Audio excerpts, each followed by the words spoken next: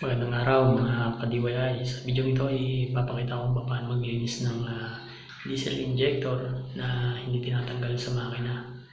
Yung engine is CRDI, Mitsubishi 2007 to be exact, yung injector na nilinisin natin.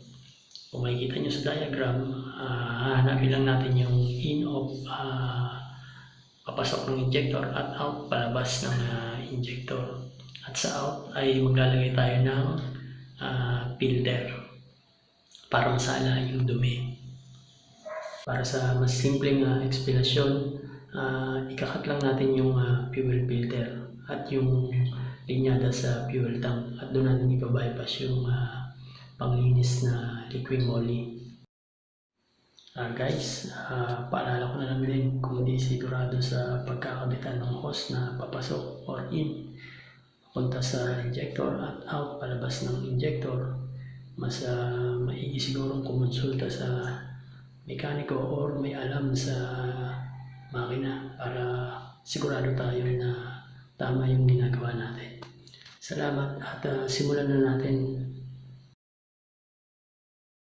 Guys, kaya nga pala liquid moly yung napili kong chemical ay dahil sa nakita ko ito sa YouTube din at may nag-recommend sa akin ito. Pero kung sa tingin nyo ay may mas maganda pang chemical, bakit hindi? Pwede nyo naman sigurong gamitin yun.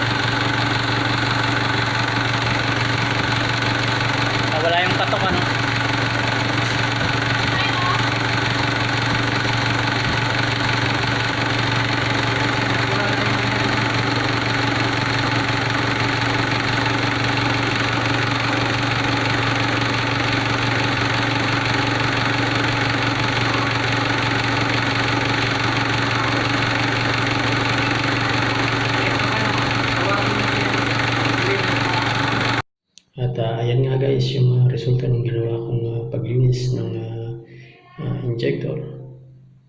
Mukha naman siyang effective dahil maruming loob na trap yung dumi. So sana nagustuhan nyo at hindi ko napapahabain ng video na ito. At please pa-subscribe na lang at pa-like ng channel. At sa susunod kong video, ipapakita ko paano linisin yung fuel tank at kung bakit ko kailangang linisin yun dahil nalinis ko na nga yung injector. So, kailangan